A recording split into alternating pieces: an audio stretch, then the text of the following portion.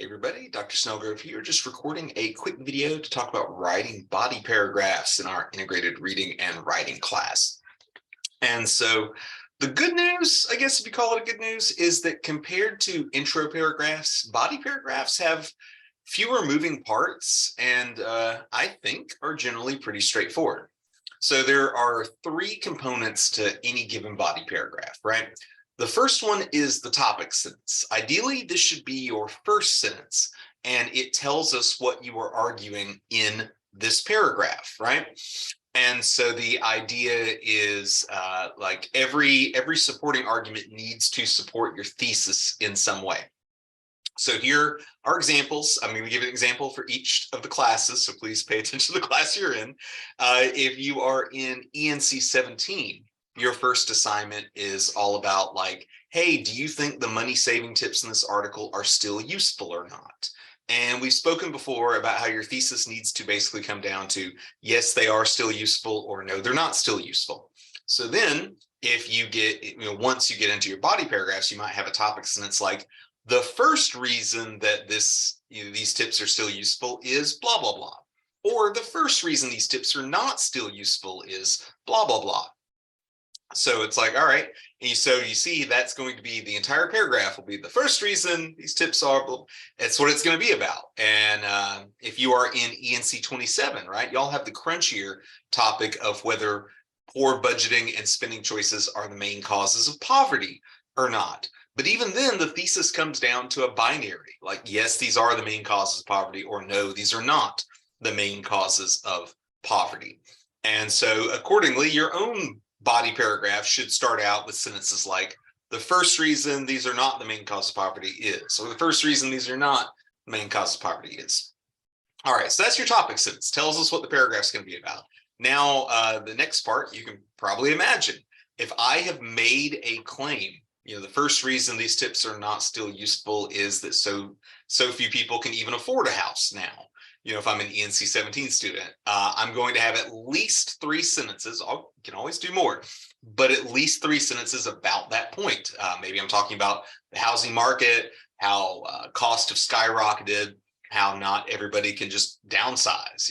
The article kind of breezily like, just sell your big house and buy a smaller one. It's like, that's assuming we have a house to start with, right?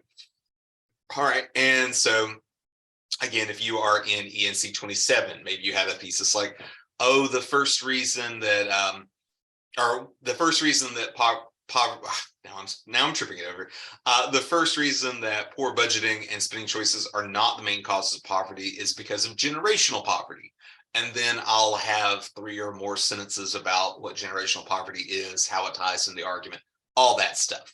So, and then all of this leads to a concluding / transition sentence.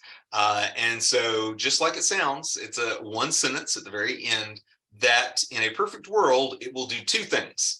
It'll wrap up the argument you have been making, and it will introduce some other, introduce the next paragraph by providing some kind of transition into that.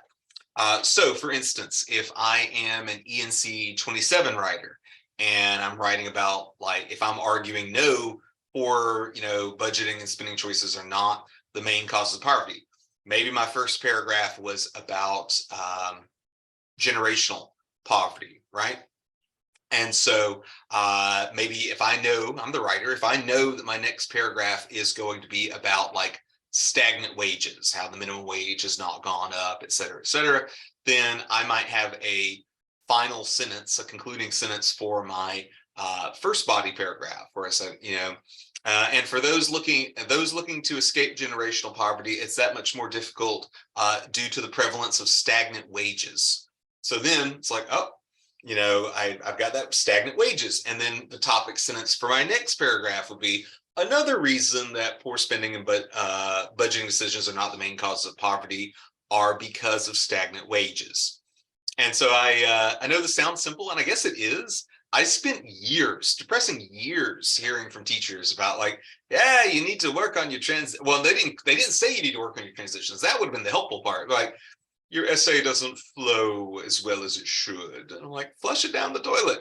And it took me an embarrassingly long time to realize, oh, flowing paragraphs is nothing more than having decent transitions between your paragraphs. Once you master that, yeah, you'll have that elusive flow your teachers are always talking about. Conversely, though, if you don't really have any transitions in there, it sometimes feels like you've got three or more tiny arguments that you've stapled together into a paper. All right. So one thing I always like to bring this up, and I'm a nerd, I'm probably the only one that cares about this, but it is what it is. One of the things I love about body paragraphs is at the end of the day, these are basically miniature essays, right? Because you think about the structure of an essay. What do we have? We have an intro up at the top, we have a conclusion at the bottom, and we have 3 or more body paragraphs in the middle supporting the thesis, right? But what are you doing in a body paragraph? You have a topic sentence is the first sentence. Then you have 3 or more sentences that support the topic sentence. And then you have a concluding / transition sentence. So, the drop becomes the ocean becomes the drop. I've always enjoyed the Zen parallelism of that. Your mileage may vary. All right, so the most important thing, of course, is just making sure you lay out good arguments, good, solid, supporting arguments. Now, one thing some of y'all experienced on the intros is I would often make note of like, hey, you need to have more background info in your intro. And the reason for that, I know it probably sounds like teachers just always say we need more background info, but the point of that, and the phrase I'm already running into the ground probably for all my online students is front load. The idea whatever my reader needs to know to understand what I have written, I need to let them know in the intro. I need to define key terms. If I'm an ENC 17 writer, I need to introduce the author and that article that I'm responding to, basically. If I'm an ENC 27 writer, I need to talk about like poverty, the causes of poverty, the debate over the causes of poverty, all that fun stuff, right? But why am I doing all this? It's so once we get to the thesis, once we have that, here's what I'm arguing, the entire essay is me trying to make supporting arguments. It's like, all right, if I say, no, these are not the main cause of poverty, I know for a fact, based on your outlines, that a lot of you would disagree with me.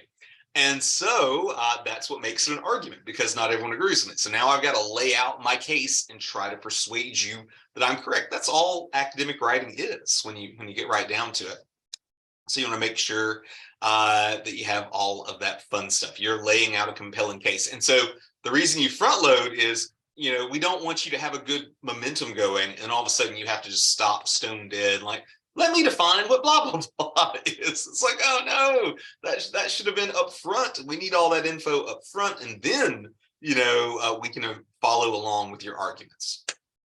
But I think that's about it for me. By the time you're watching this video, the body paragraph assignment should be live. Y'all know the deal. If you have any questions about any of this, feel free to text me. Feel free to email me. If you text, it's 863-835-2399. And y'all have a good one. Bye.